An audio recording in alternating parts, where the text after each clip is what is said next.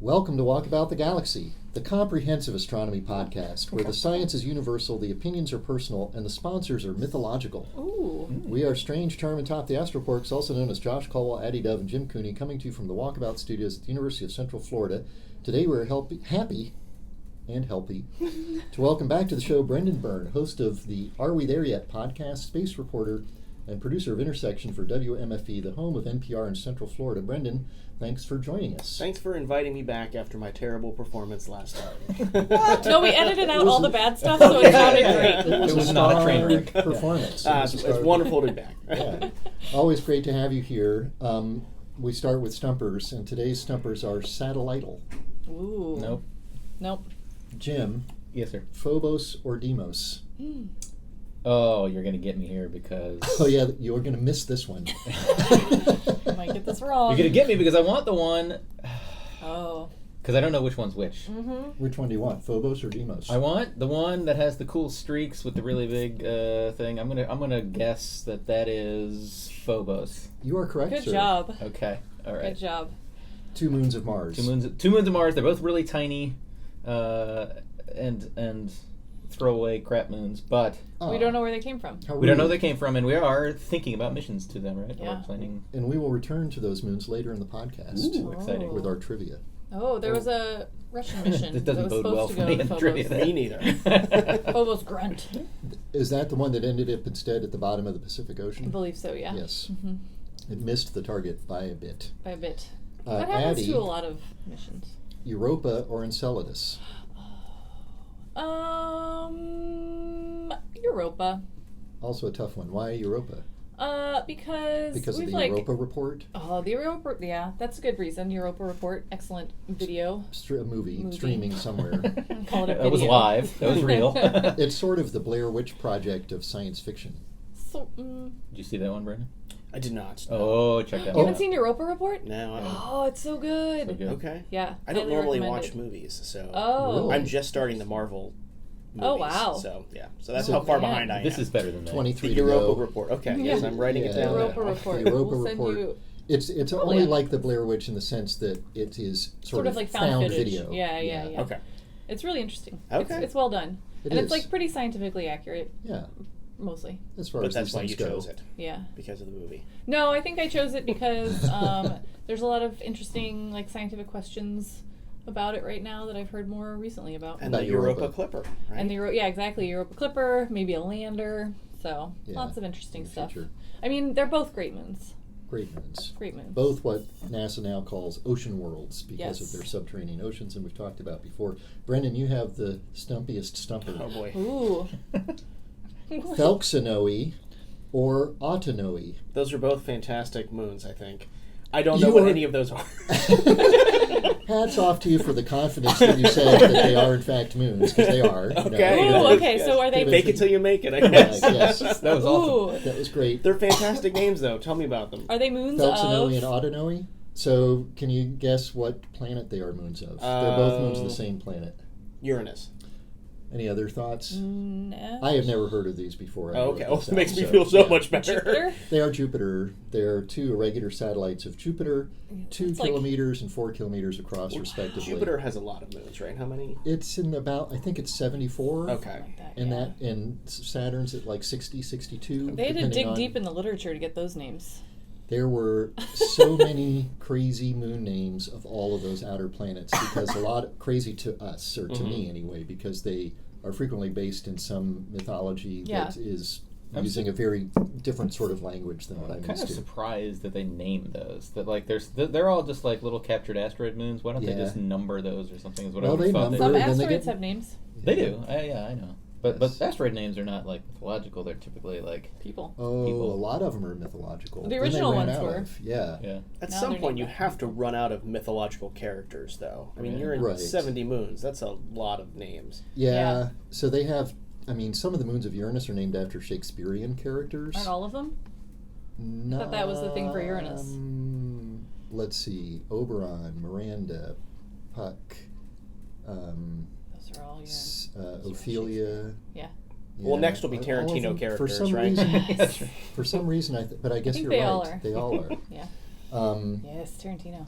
yeah, unless they found some like crazy, stupid, little tiny outer ones maybe aren't named after Shakespearean characters.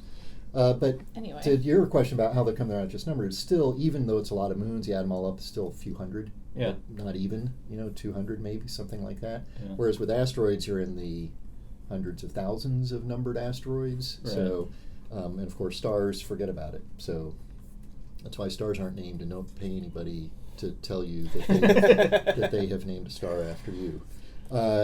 We're recording today on the eve of the 50th anniversary of the landing of the Eagle of Apollo 11 on the surface of the moon, and Armstrong and Aldrin taking their historic first steps and placing some experiments there, some of which are still operating. So we'll talk about that.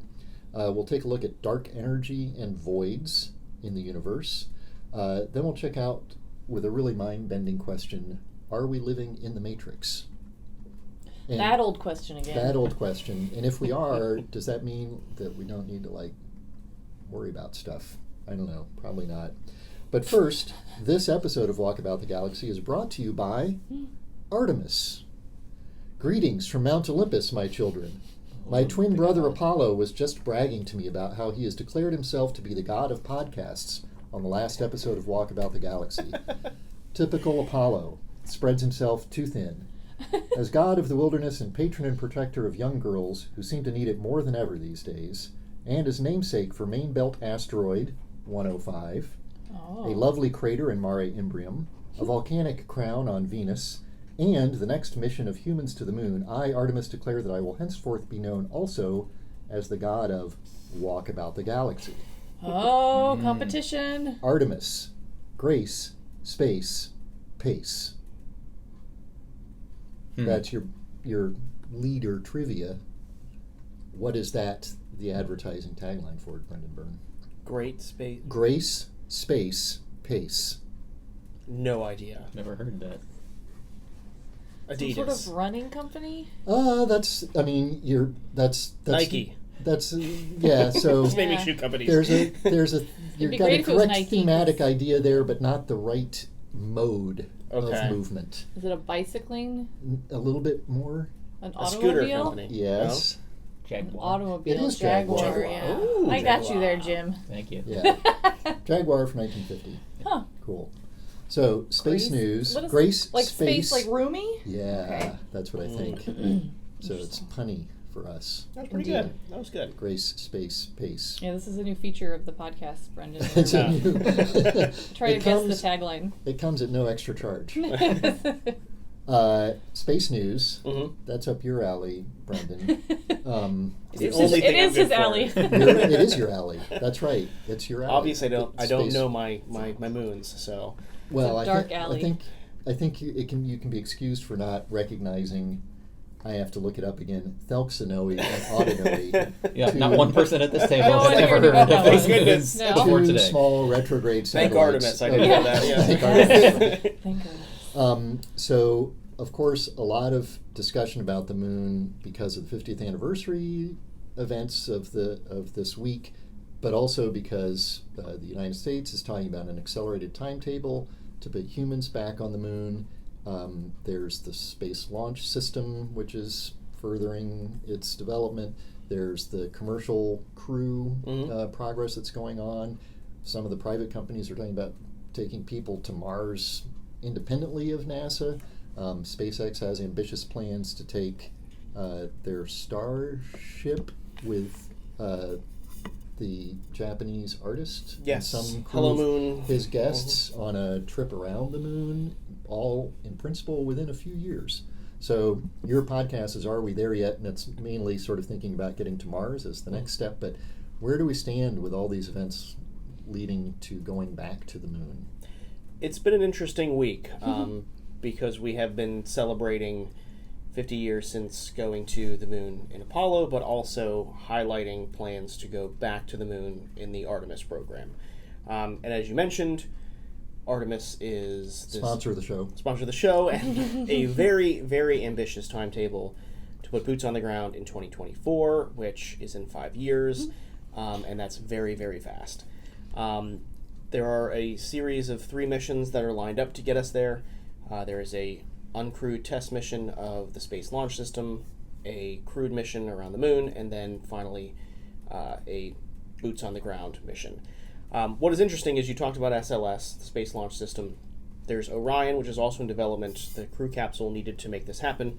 In mythology, Artemis killed Orion. I know. Very poor choice for this. I know, right? But development of Orion seems to be going great. Development of SLS A little slow. has been stagnated. Yeah, they just Before- announced this week that SLS's first test was pushed back until 2021. Wink, wink. Right. AKA 22. And when I first took over this beat, Wow. I was telling my editors, I'm like, oh yeah, SLS, it's launching in 2018, so we really need to figure out what our space coverage is going to be for that. And so that did not happen. Yeah. Sounds like all of my launch schedules.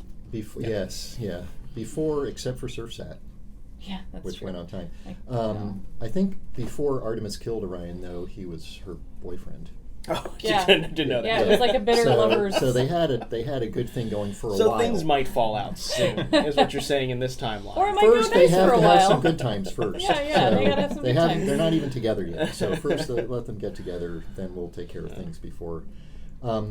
So it not only have there been slips in the NASA program, but first a little perspective with Apollo. So like Apollo, in summer of '69, people landed on the moon, and 5 years prior to that, we were not as having our crap together in terms of human Right. space flight compared to what we are now. So, is it money? What is the difference? Is it risk aversion? Yeah, Is it all of the above? It's all sorts of things. So, I for this coverage, I spoke with a UCF space historian, Amy Foster, and she talks about that decision for JFK to say we're going to put humans on the moon after just some word of flight, and she says it's the most boneheaded decision anybody ever made. In fact, it worked, but that's also because they threw a bunch of money at the program. The Artemis program, it's having trouble just getting off the ground, and I hate to use that pun, but it is.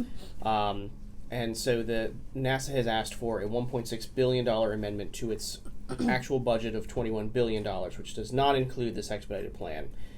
The House did not pass it. It's up to the Senate to even put it into their budget before it goes to conference committee, and it's unclear if that will even happen. Right. There's just $1.6 billion. Which is sort of like a good faith. Yeah. It's like the ante in a poker game. It's like, I'm the small playing, blind, but I may yes, fold. Yes, we're looking at tens, if not $50 billion Right. for this expedited mission. So if this does not happen, this $1.6 billion does not happen, 2024 does not happen, Right. and that's not me saying that. That's the NASA administrator Jim Bridenstine saying that. Right. Yeah, and one of the things that he talked about when he was at Florida Tech, when he announced, I know that was when they announced like some of the gateway stuff and but his point was like the whole. One of the reasons is money, but it's a lot of political risk as well, because all of these missions end up on timescales that are like outside of sort of the political time frame. Right. And so like having a administrator or a Congress or a president say, I want to do this thing, but it's not going to happen until after my tenure is over. They're not. Somebody gonna do else is going to pay for it or whatever. Yeah, like they can do it. That's fine. Or This cancel is it. there was an op-ed today from Lori Garver, who's a former deputy Yeah. administrator of NASA, and she's like, "This is the fifth president after JFK to say we're going to the moon or Mars in X amount of time, Right. and the four before them haven't gotten anywhere. Right? Right. What makes this one different? And really, there isn't anything different about this plan. Right. I suppose difference one now- difference would be is that the SLS is under development. Like It's there closer is to development. there yeah. is some hardware to Yeah. go with it. I mean, there is an Orion test capsule, and so some hardware is being developed that could, in principle, go there. I guess the other difference. I mean, I will be happily surprised if we're walking on the moon in 2024. But one other difference would be the emergence of the private space companies bankrolled by very wealthy individuals who are doing some of the development of things that could take part in it. So the lander is going to be purchased by NASA, Yep. right, from a company such as Blue Origin. And I think that is the one positive thing you can look at in this, is that there is a absolute paradigm shift in the way NASA is operating when it comes to Artemis. So in the past, NASA has everything has been contracted out, Always, right? right, yes. But it's always been NASA owns that, right? The lunar lander, the Saturn V, all of that stuff was contracted out. They actually want to purchase things as a service, right, and not as a piece of hardware. And you're seeing that in Gateway. So Gateway's we can call it a space station or whatever it is. I call it a phone booth. It's an airlock with solar panels and an engine. It's a mud room to the moon is how I've heard people describe it. But that is all being sourced by private contractors, but NASA is not. So the power and propulsion unit was announced at that FIT event. They did not purchase the power and propulsion unit. They purchased the use of the power and propulsion unit. Yeah. They've got a request for proposals out this summer, not for service or not for hardware to get service or get supplies to the Gateway, but they want to pay for shipping to the Gateway. A lot of the stuff they're looking for services and not actual hardware, and that has been a complete shift in the way NASA has worked. And we're seeing that with transport of astronauts. Yes, and you're seeing that in commercial and crew, cargo to the International Space Station. And I thought it was very interesting that it looks like the lander that they're proposing, they're not purchasing the lander. They want 3 drops to the lunar surface. That's what they're purchasing. They're not purchasing the actual hardware itself. Yeah. So that has been a paradigm shift, and it'll be interesting to see where this goes, and if this accelerates it. And me being the cynical journalist who's followed this stuff, I'm like, well, is this actually going to happen? And NASA is looking to award a contract to folks that are going to supply cargo to the Gateway at the end of this year. That's fast. Right. They got RPIs out now, and they're going to award a contract by the end of the year. That's fast. What about the lunar lander service or the lunar landing That's not service? even close yet. That's a few years down the road. But also, it looks like they're taking the same kind of route that they did for commercial crew. Right. They wanted, in a recent hearing in the Senate, Jim Bridenstine said, well, we're looking at 2 or 3 providers for a lunar lander, and as development happens, we're going to down select and then pick 2 to finally do it. So would it be the responsibility of that provider to get their lander to Gateway, or it sounds like it? Yep. It sounds like it. Whole thing works? Because the power and propulsion system, they're getting a ride from, I think it's SpaceX or whatnot. Yeah. It's hard to imagine. I mean, so it could be some company could say, okay, we can build a lunar lander, and then they would hire SpaceX or Blue Origin to get them. It would be in their proposal. That thing to the moon. It'd be in their proposal. Yeah, So, like Blue here's how Origin we're would gonna say, get there. "Here's my lander. I'm going to send it with New Glenn." Right. Or some other company. With The Josh Falcon Caldwell Heavy or Artemis company says, Yes. "Well, I'm going to hire this company to Trademark. send it to me." Yeah. But it's a completely different way that NASA's operated in the past. So yesterday or today, Blue Moon, the beer company, tweeted, and they built a little scale model lunar lander to put a beer in. Oh. Yes, it was pretty great. I want that partnership to go places. Of course, the United States is not the only company interested in the moon. There's a United States scientific company? mission. Sorry? What? Never mind. Chandrayaan. Oh yeah, What's it called? Chandrayaan. Chandrayaan 2 2. is an Indian mission to the moon. Its launch has been delayed. It was supposed to launch a week ago or so. It's supposed to launch Monday or something like that. yeah, and it was we delayed. haven't heard any updates as to whether it's going to launch or not. Yeah, so there was some issue with the rocket. So Chandrayaan 1 was a mission that already went to the moon.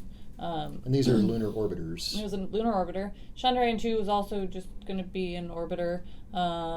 There's some data that's pretty cool that we've gotten back from Chandrayaan 1, and then some things that didn't work. So I think they have a lot of lessons learned. Right. But they're hoping to launch that soon, I think. China's talking about some sort of expanded activities near the South Pole of the moon. They've got a rover down in the South Polar region Yeah, it now. just keeps going.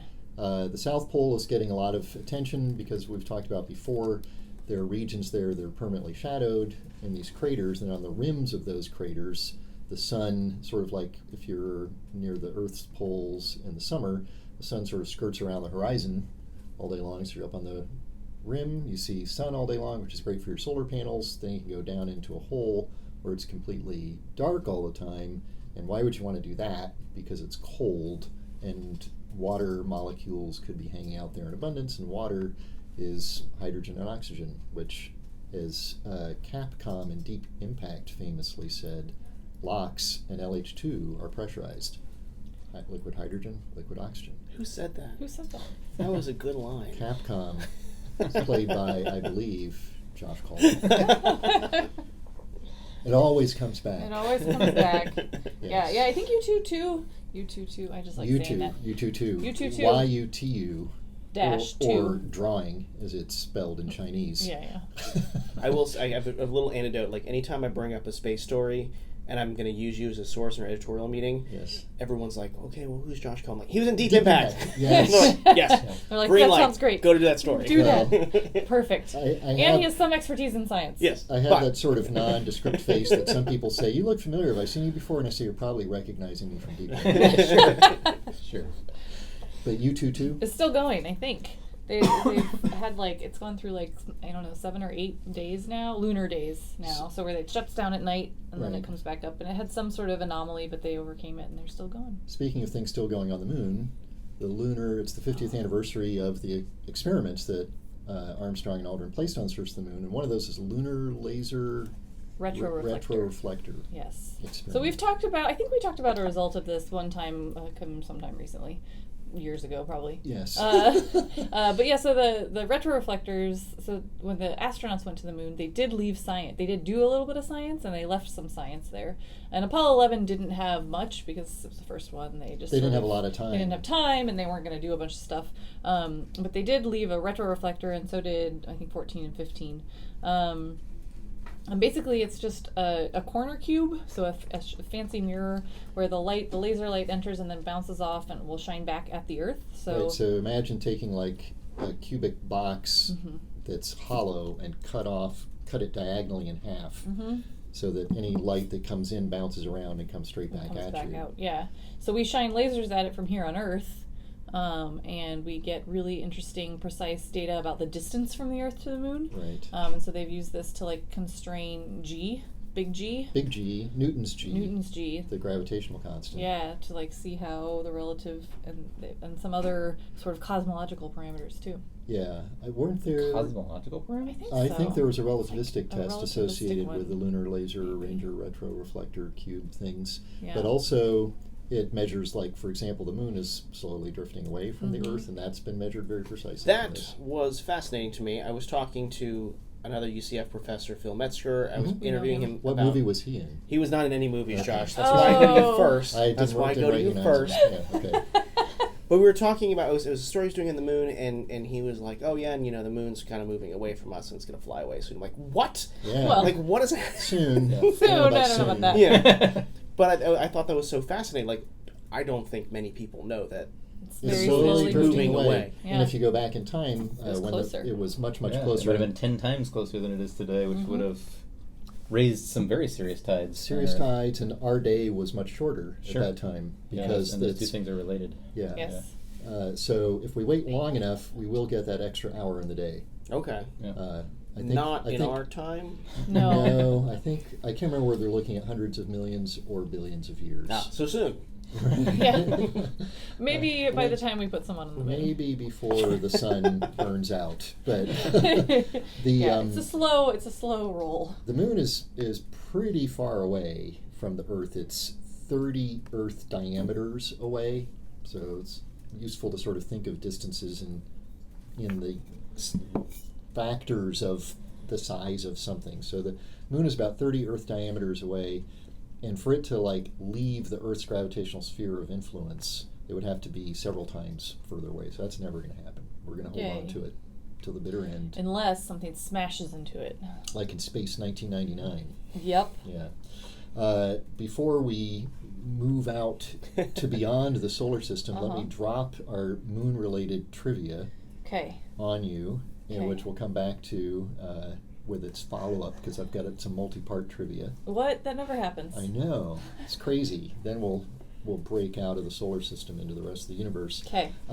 So we've been talking about the Earth's moon, but we had a little preview. It's a good thing to talk about. There are other moons in the solar system, so our trivia today is about the moon that Jim chose in his stumper. Phobos. Yes. And we have frequently talked about doing low gravity experiments and things like that. So our trivia questions are about the gravitational pull on Phobos. I'm out. So the first question, and we'll save the follow-ups till we get to your guesses or carefully reasoned answers. Carefully reasoned. The first question is just, if you're a 200-pound astronaut on the surface of Phobos, how much do you weigh? And I thought about doing multiple choice, but I'm not going to. It's something less than 200 pounds. I'll give you that one for free. I'll work on my algebra. How much would you weigh on this? How much would a 200-pound thing weigh on the surface of Phobos? We'll come back to that with some related follow-ups after our astrophysical update. Okay. Okay. We know for perspective. Yep. We know that on the Earth's moon, how much would you weigh? 1/6. We do? 1/6 of that. Yeah. Yeah. Okay. Come Well, on, I know Brendan, you guys do. know. I don't. No. Say we collectively. I have no idea what you guys The are talking moon's You about. don't know the the moon's gravity is, No, is 1/6 1/6. So of that would Earth's be gravity. what? 25 pounds? 50 pounds? About 33. Way off. 33. See, that's You're why I close. write. It wasn't and way not off. You were right in there. Any astronomer would Oh, count and that Mars. as exactly correct. That's true. Just round. Close to 50. Mars, it's a little over a 1/3. third, so it'd be like 75, 80 Writing pounds stuff on down. Mars. Okay. And we Put this in your actually, next on our article. last podcast, we were talking to movie expert Casey Caldwell about Is that what he goes by? the sort of fake moon landing conspiracy theories, and the motion of the astronauts and everything else on the surface of the moon. You see that gravity is less there, Yeah. and beyond the sci-fi. And he said that's very hard to technology. fake. Oh, yeah. Yeah. Well, Certain- in well, with 1969. In it was very You can 1969, do it it now would've with been very hard to computers fake. because you can That's just true. do everything with computer generated Or you can just go in images, the vomit comet. which some movies have famously done. Yeah. Addie was supposed to be vomiting yesterday on the Comet, but that flight postponed. We'll come back to that when it flies. Hear I've about also the been full results. promised a media spot on one of those flights, too, for Oh. years now. That's true. Oh, Addie. really? By You me. should come with us. That's I would that's the love plan. to. Yeah. I haven't. Oh, I you've haven't, been promising Yeah. it to him. But I haven't thought booked a Zero new one G in a had long time. promised No, it. no. No, Well, no. you need to talk to Zero G Yeah. and get them to give you Yeah, a we'll flight. talk to Well, Michelle. we'll put it on record here. Okay. I would Great. love to come throw up with you guys. Yes. All right. Please don't throw up on my I experiment. recommend That's my only rule. scopolamine. Okay. Dark energy and voids in the universe. Why is he looking at you, Jim? I don't know. I like things that are bigger.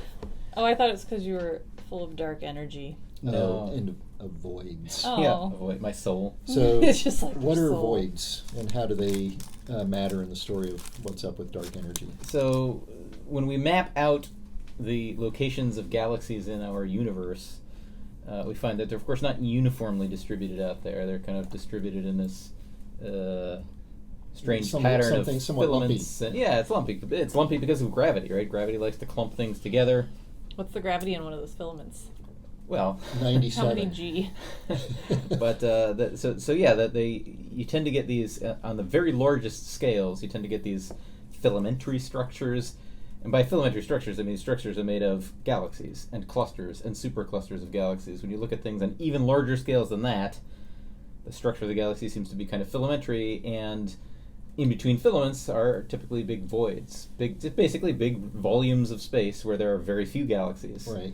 And it's important to remember that even in a galaxy, it's mostly empty. Everything is mostly empty. Everything space. is mostly empty. Like up here. But in a void, it's even more empty because Just there are like here. very few. Oh. You have to check out YouTube to see the heartbreaking hand gestures being made by Charm Astroboy. But it turns out those are useful for us in studying cosmology and the large-scale structure of the universe. So the voids are regions, since there's many fewer things there's a lot fewer stuff. That means there's much lower gravity. And so if you study galaxies that are near the edges of these voids, you can get a better handle on kind of what direction they should be moving. So this is part of the problem. They would is sort of be pulled more to away one from side the middle of the void. That's right.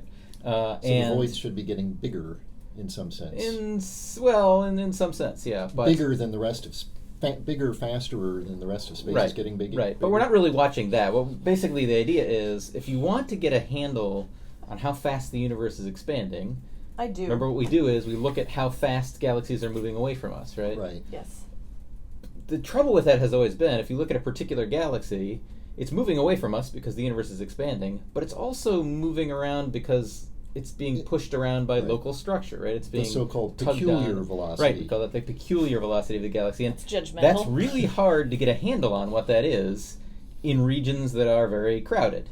Right. Because there's lots of other stuff pulling it in all kind of funny directions, and I don't really know what its peculiar velocity is. It's sort of like if you're in a helicopter and you're looking down at traffic and you see cars and you look at a car zipping along, you don't know how much of that car's motion is due to the fact that it's on the 405 and how much of it is because it's in a traffic jam or it's passing somebody or some maniac. So there's this flow of 70 miles an hour, but then there's plus or minus 5 or 10. And right. maybe you're exiting, and we can't really tell that. Right. But if you're Terrible near... analogy. It's like watching the car, but there's no road or cars around it. Would that be That's a good right. You don't have the analogy? context. Yeah, you can't see that or how that's affecting the motion of the car. He just wanted to make. Let's he dump just this wanted to sound like analogy. a Californian and talk about the 405. I wanted to say the 405 is really what it was all about. But near these voids, it's like there's no traffic at all, right? So the That cars sounds are amazing. just Thank you for picking up on the analogy. cruising right along. And so most, or at least their peculiar velocity is much easier to pin down, which means since all I can really see is like the total velocity, if I have a good idea of what the peculiar velocity is, now I also have a good idea of what the expansion velocity is. And that allows me to hammer down how fast the universe was expanding at these various points. What's the answer? The answer is in beautiful agreement with our other measurements using the cosmic Yay. microwave background, which is fantastic. Now, these new measurements that are being made using these voids are not in terrible disagreement with anything else. They're just, the error bars are smaller. Than some of the things we've had before. So this is a beautifully clever way of getting a handle on how fast things are expanding. And the relation to the dark energy, this article that we were looking at is titled "New Dark Energy Data Emerges from Misshapen, Distorted Ancient Voids." Well, the dark energy thing is just that governs how quickly the expansion of the universe speeds up or slows down. And so by looking at these voids at various distances away from us, we can get an idea of how fast the universe is expanding then, and at a different point, and at a different point, and that tells us something about the dark energy content of the universe. Right. And the name of the survey that was used to detect these observations is called BOSS. Boss! Nothing to do Baryon with- Oscillation Spectroscopic Survey. Yeah. They also need a sponsor by Nothing to like do with Hugo Bruce Boss or Springsteen. something. Right. Oh yeah, or Bruce Springsteen. Yeah. Right. I'll see if he's interested in sponsoring the show. So Just call him right I'm now. not Movie sure if star over here, I right? know. yeah, right. I'm not sure if I understood one aspect of what you're saying. Is it right? We measure. So one thing that's confusing when we first hear about the expansion of the universe is everything's moving away from us, makes it sound like we're in the center. Right. But if we went someplace else, everything would be moving away from us there as well, because everything is expanding away from everything else. Smell That's really right. bad. All of our measurements for this cosmological expansion are looking at things literally from our vantage point moving away from us. Was a new element of this looking at the expansion of two things away from each other cosmologically, or only their peculiar velocity away from each other?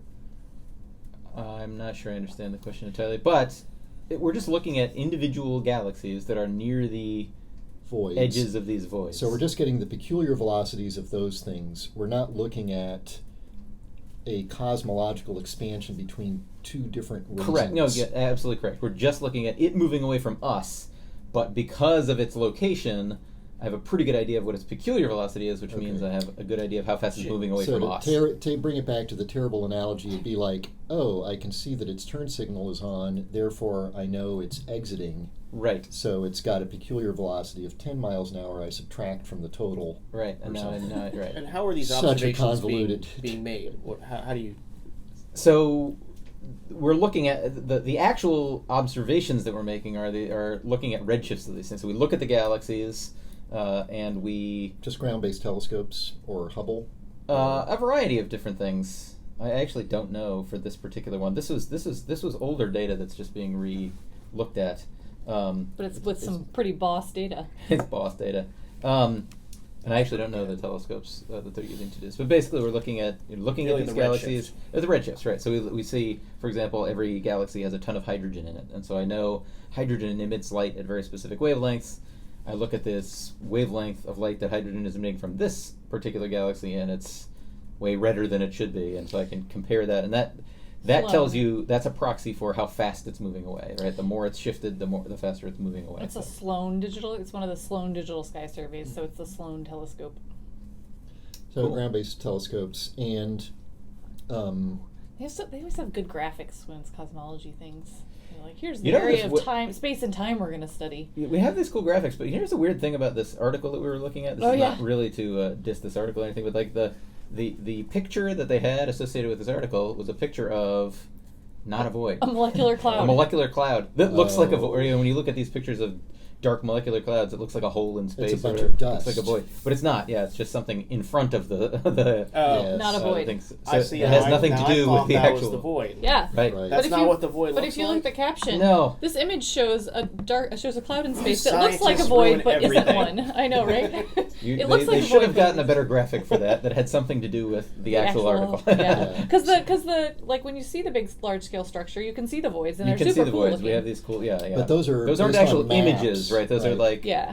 data produced maps. Right, because these voids are cosmologically large. I mean, we're talking about filaments, and there's Right. sheets and Right. walls. Right. Of, So this of is not things clusters you're of taking a galaxies. picture of, right? Those things are huge on the sky, and they are still mostly empty.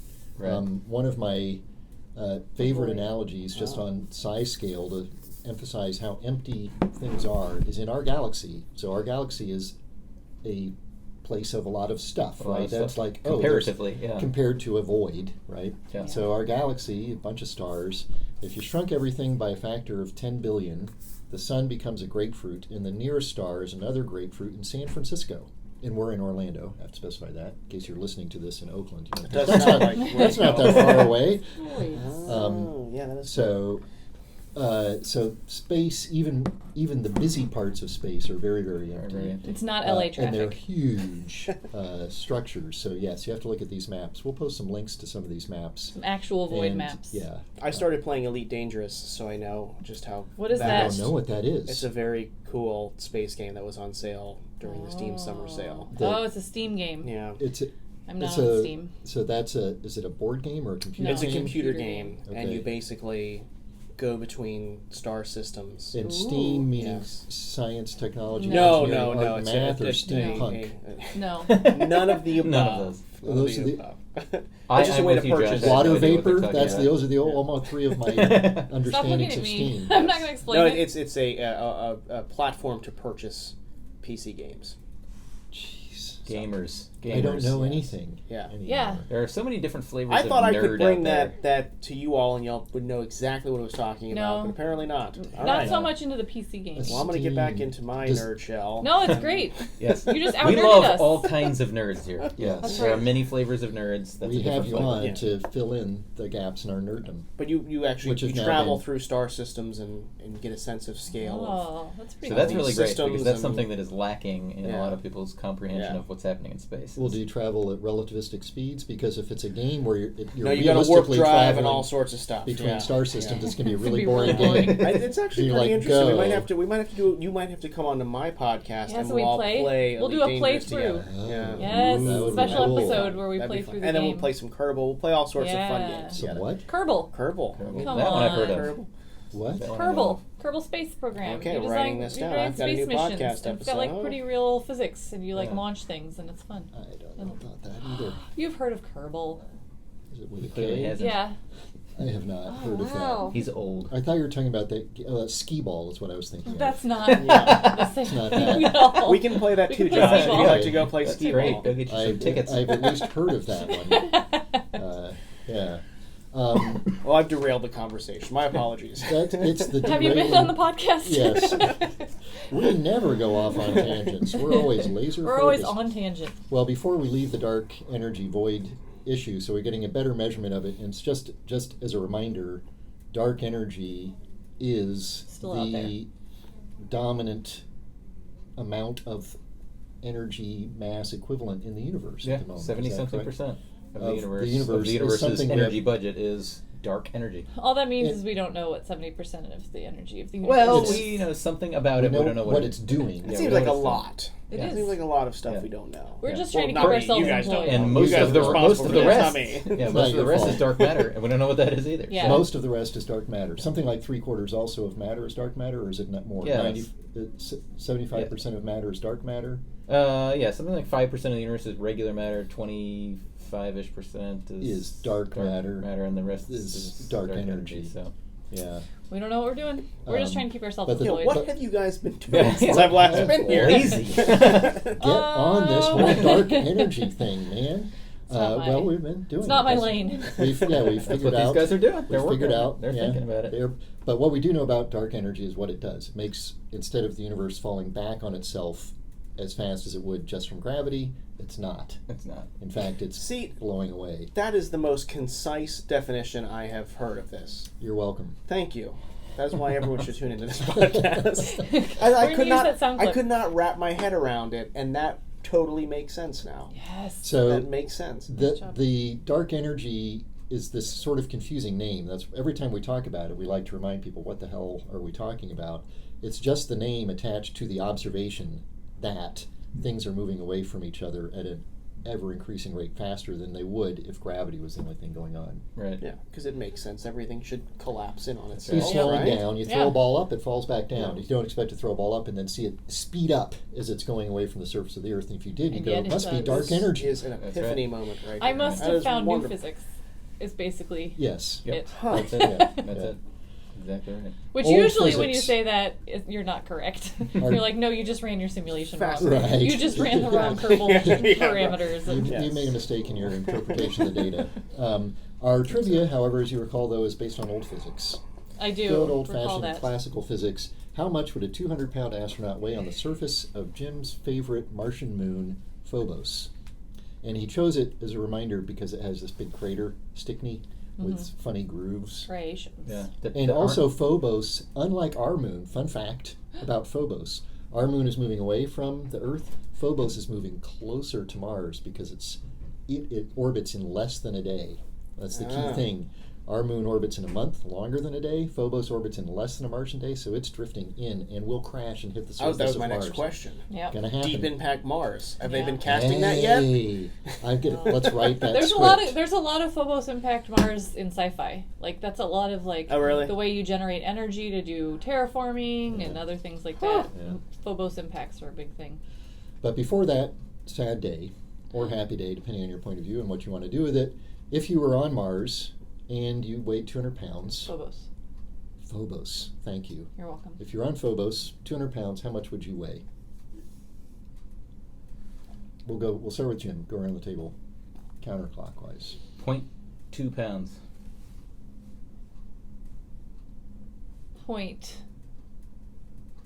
0.02 pounds. $1. No. I'm going higher. 15 pounds. Okay, it's almost a tie, really, between the two of you. I I'm was going way to call off, it. of I'm going course, to call yeah. it a tie between We the took the good astroports. answers. 0.12 pounds.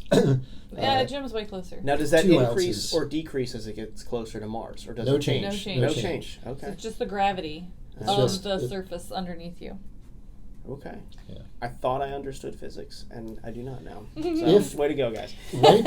if Phobos was like a foot above Mars, then, Oh, then then you it'd would be fall also- to you Mars, would fall to or Mars. something, and Okay. then Yeah. weigh what you weigh on Mars. But yeah. No. Which is 1/3. of Very your- good. Yeah, I wrote There that you go. down. You got it. You got it. All right. Related follow-up. Okay. Could an athletic person, now with this knowledge that a 200-pound person weigh about 2 ounces Okay. on Mars, could an athletic person, forget about being encumbered by a bulky spacesuit or anything like that, could an athletic person jump off of Phobos? I Yes just or watched no? Armageddon recently. It's multiple choice, yes It or was no. on TV when I was out of town. And you watched it? I did. I'm slightly hurt by that. I mean, That's okay. Don't- Could you don't jump worry about off it. of Phobos? Uh, We can answer this. We can leave Armageddon out. There are certain things we leave out of the podcast. yes. Yes. Could you jump off of Phobos, Brendan? Sure. No. No, I was going to say no. I was a little bit You surprised. should have. If you only weigh 2 ounces, you would think you should be able to jump off. You would have to be able It's just to what jump the escape speed is. high enough to lift your center of mass. So Also. the way I figured it out is, okay, how high would you jump if you could jump high enough to jump off of Phobos? How high would you jump if you were on the surface of the Earth and you did that? And the answer to that is 6.5 meters. I can jump that high. Ooh. Yeah. She's very athletic. Yeah. We'll put a video of Addie Dove jumping 6.5 meter vertical leap. Perfect. And you might consider the WNBA. I'm just saying. No, it's not enough of a challenge. I'm not good at making baskets. I can do the jumping, but not the making the baskets. So Addie the could basket leave is only Phobos. 3 meters up. So. Oh wait, you said jump 6.5 meters up. Yes. Oh, okay. Straight up, vertical height of 6.5 meters. Related follow-up. Just keeps going. Assuming you could jump to a height of 0.5 meter on the surface of the Earth. Okay. So you're run or stand or whatever, and you jump up on the surface of the Earth. You jump about 1.5 foot high, which is it's not unreasonable for a lot of people. If you did that jump from Phobos, how long would you be before you came back down and hit the surface of Phobos? Oh man. Carry the one. That's 5 hours. True, you do need to carry the one. 12 hours. I no idea. Oh, you're way high. Really? You're way high. 3 minutes. 18 minutes. Oh, good job, Brennan. Much Thank you. closer. Okay, let's find out if we're living in a matrix. How much has Phobos rotated underneath you in that time? Oh, good question. Yeah, because So you it's land. How synchronous- far away from it do you land? Yeah, so it rotates synchronously. Okay. So 18 minutes is about 1/70th of a Martian day. Okay. So 1/70th of 360 is about 5 degrees. Oh, so you're pretty close to where you took off from. Well, how big is it? It's 20 kilometers. Yeah. 5 degrees, 1/10 of a radian. So that is 1/63rd of the You'd be distance a little around. bit further. It's farther than you could jump on the Earth, for sure. I don't know. I can jump 6 meters on the Earth. So. It's farther than 6 meters. Okay. 20 kilometers. Great. Carry the one. I think. Is there an abacus in I here? think, I think it might be as much as 2 kilometers away. That's my back of the head calculation. Great. A mile. Okay. So We'll check it out. So what do you guys But- think? Do We'll we do some live? actual Do we live in the calculations. Matrix? This was just a random article that we saw recently that we thought was. This is something that. What Scared the absolute crap out of me. Yeah, I mean, this is something people Really? have been, batting around for years and years now. This is some drunk physicist at a party. Yeah, and so don't worry. There's no Yeah. new data or anything like that. The idea is just I was worried. the universe in which we live. Is it likely to be a computer simulation or not? No. And it's something could you that tell it the sounds difference? just like science fiction, but it's actually something to seriously think about, right? When we look at the rate at which our computers have evolved just over the last few decades, the depth of the simulations and everything that we can run and how much that's improved over the past few decades, You could extrapolate. you can extrapolate. And it seems like, given a fairly short period of time, there will be simulations that could conceivably simulate the simulate Earth, an entire a person's experience. yeah, a universe even, right? And That's crazy. so the question is, Can we tell? are we part of one of those simulations, and could we possibly tell? Is there any experiment that you could do to tell? And the answer might be no, and if that's the truth, then does it matter? Or Right. I don't know. But the answer might be yes. It might be. I mean, the answer to the question of can we tell might be yes. It might be, right. And how would that go about? It's like So- a glitch. Like a glitch would happen, and then we would know. That deja vu. Yeah. See that cat? I just saw that cat again, like in the Matrix. Okay. But what's the nature of computer information? Is it's digitized, right? Everything's ones and zeros ultimately. So everything ultimately is pixelated.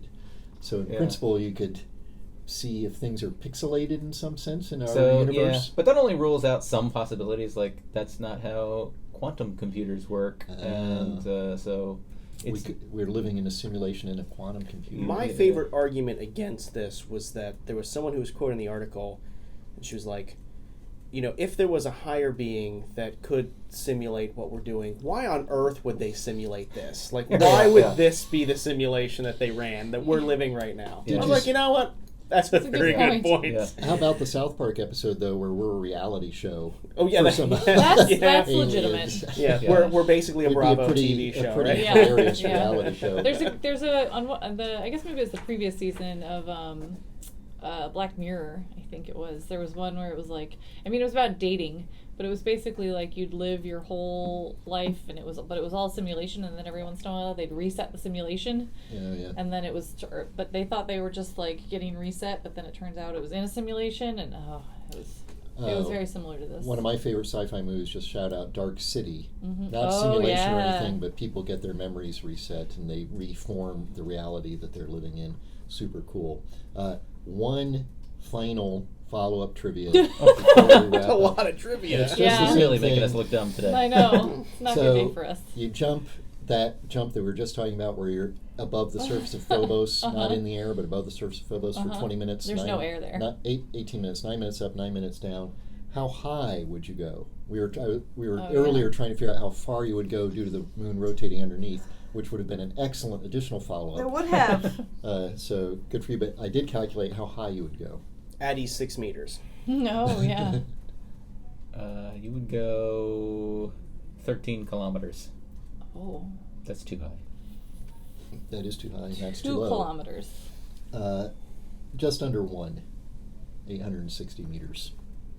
So very useful information that everybody. Yeah. Sure. For the next time you're You on wrote all that Phobos. down, right? Yes. You could do this in your Kerbal simulation. Oh, there we go. Yeah. How this stuff works. It is, yeah. It is. And right. So we do know. So I mean, just talking about the landers, we've talked about the Philae lander on the little comet. That little comet's not much different in size from Phobos, and it was bouncing at sort of half-hour to an hour bounces. Oh yeah, should have thought about that. Should have thought. While it may have felt like 10 trillion clock cycles on the computer running the simulation that we all inhabit, well, that's actually pretty close to what it was if it was a 4 gigahertz computer. Oh. If you liked this episode of Walkabout the Galaxy, write us a review and project it on the Washington Monument. Be sure to like us on Facebook to get all our updates, and check out our website at walkaboutthegalaxy.com. We're also on YouTube at Walkabout the Galaxy, where you can see us checking our email while we record. Thanks to our listeners in the Big Apple, New York City, and around the world. Follow us on Twitter At walk_the_galaxy. where you can ask us questions and suggest topics that you'd like to hear us discuss. Our theme music was composed by Richard Drusik. Our production assistant and video guru is Diego Rodriguez. Thank you again to Brendan Byrne, and be sure to listen to Are We There Yet, wherever you get your podcasts, and tune in to WMFE 90.7. I'm Josh Caldwell. I'm Addie Dove. I'm Jim Cooney. We're the AstroQuarks, signing off until the next episode of Walkabout the Galaxy.